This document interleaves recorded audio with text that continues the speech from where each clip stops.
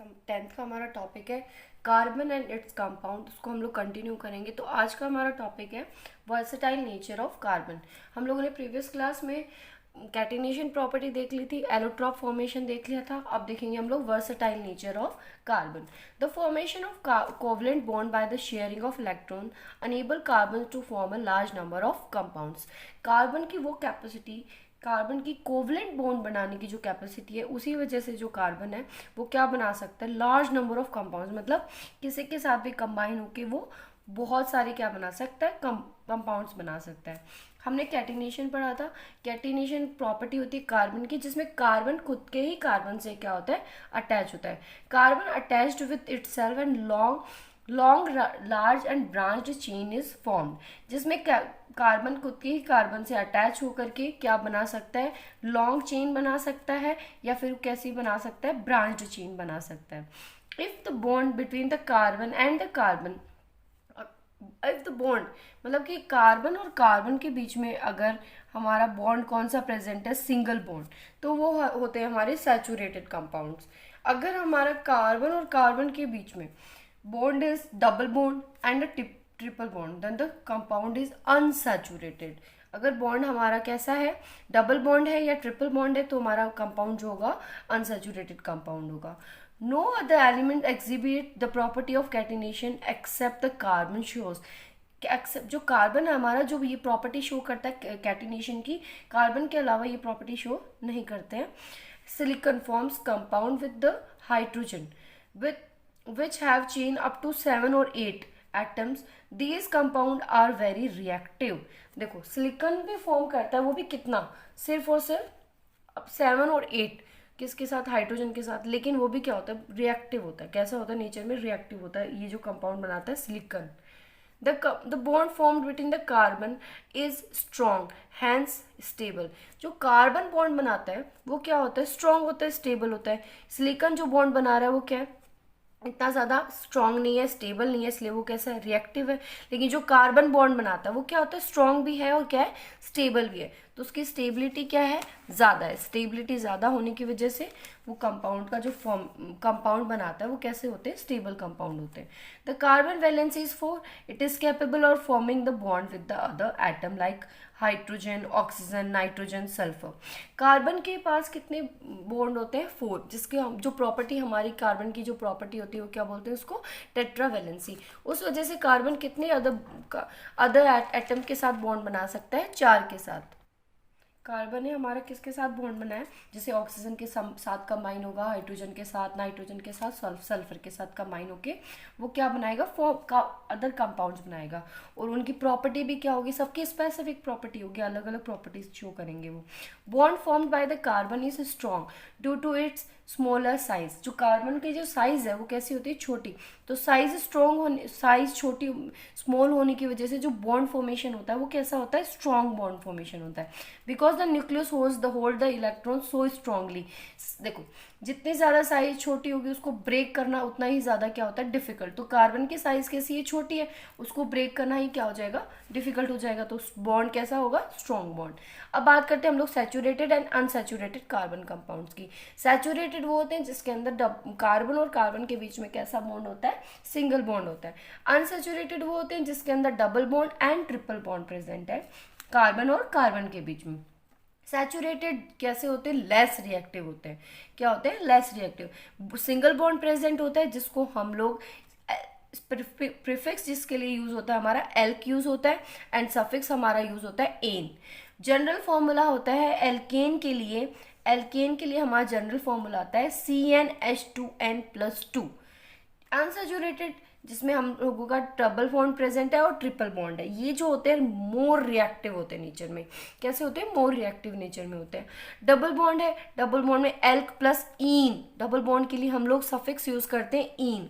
General formula होता है CnH2n, किसका होता है, एल्कीन का। ट्रिपल बॉन्ड में हम लोग देखेंगे एल्काइन, आइन जो है वो सफिक्स होता है, क्या होता है, आइन। जिसमें हम लोग जनरल फॉर्मूला देखते हैं CnH2n-2। इधर देखो आप, जोड़ दो मतलब +2, हटा दो मतलब यहाँ पर हम लोगों ने पूरा रिमूव ही कर दिया है 2 को।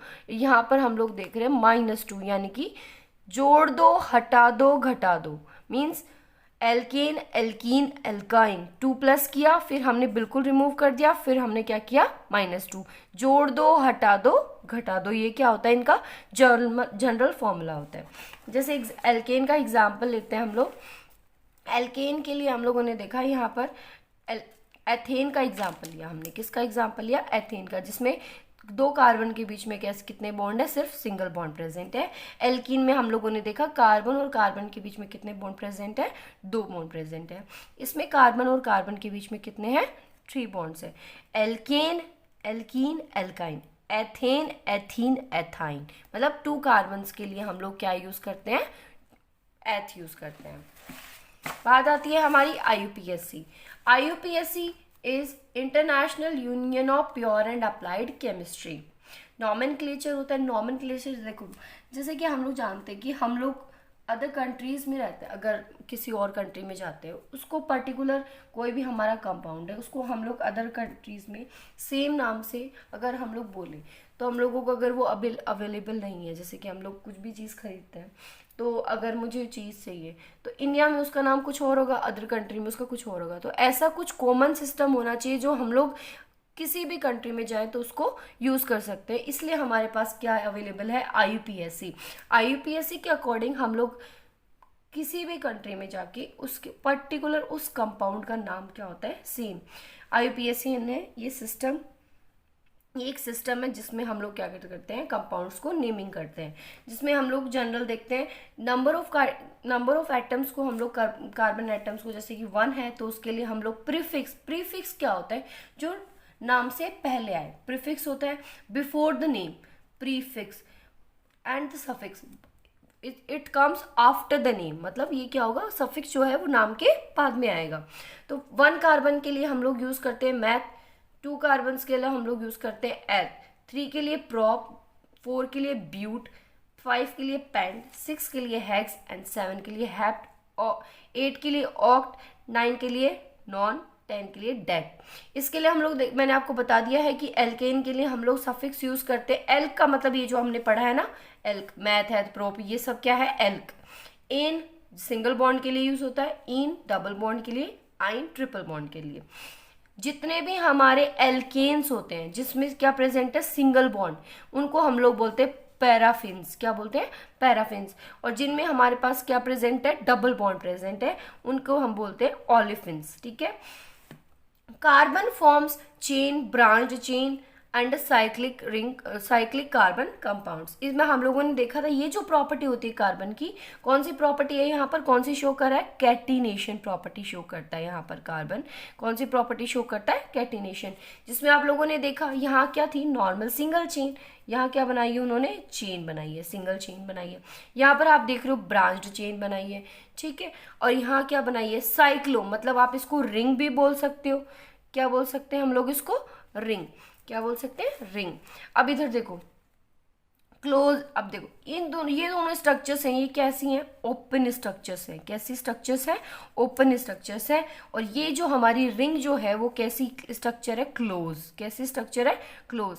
इसमें ये बनाते हैं कि ये प्रॉपर्टी कौन सी होती है हमारी, कैटिनेशन प्रॉपर्टी होती है, जिसमें कार्बन सिर्फ और सिर्फ खुद के ही कार्बन से क्या होता है, अटैच होता है। इसकी वैलेंसी सेटिस्फाई होगी, हाइड्रोजन करता है इसकी वैलेंसी इसको सेटिस्फाई। नेक्स्ट हम लोग देखते हैं all the carbon compounds which contain only carbon and hydrogen are called hydrocarbons। जिसमें सिर्फ और सिर्फ हाइड्रोजन होता है और सिर्फ कार्बन होता है, उन कंपाउंड्स को हम लोग क्या बोलते हैं, hydrocarbons. Saturated hydrocarbon are called alkane, have carbon carbon single bond.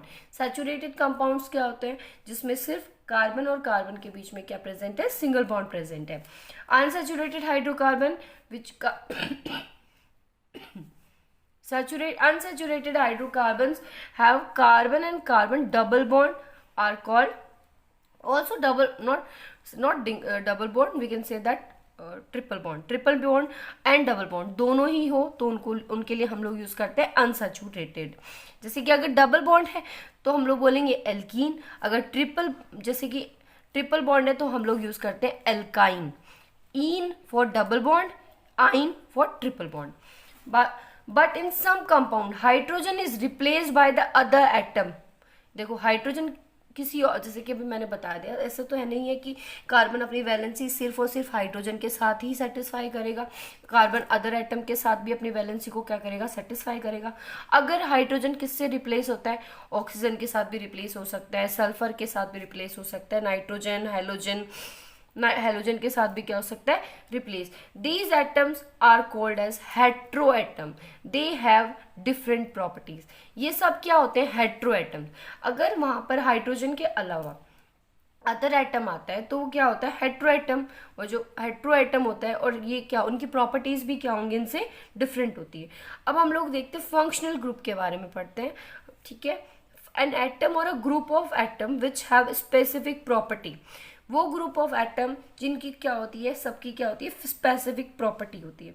देखो अगर मैं एल्केन है, हमारा एल्क है, एल्क से अगर एक हाइड्रोजन को मैं हटा देती हूँ तो वो क्या बन जाता है, एल्काइल। एल्काइल जैसे कि अभी मैंने आपको बताया है एल्क, जैसे कि अभी मैंने देखा मैथेन, मैथ है, मैथ यानी कि एक कार्बन कंपाउंड है, सिर्फ सिंगल कार्बन कंपाउंड है। अगर मैं इससे एक हाइड्रोजन को, जैसे कि मैथेन ले लेती हूँ मैं, CH4, अगर मैं इससे एक हाइड्रोजन को क्या कर दूं, माइनस कर दूं, यानी कि CH3, तो ये क्या हो जाएगा मेरा, मिथाइल। क्या हो जाएगा, मिथाइल। इसमें YLE लास्ट में क्या लग जाता है, सफिक्स की तरह यूज होता है।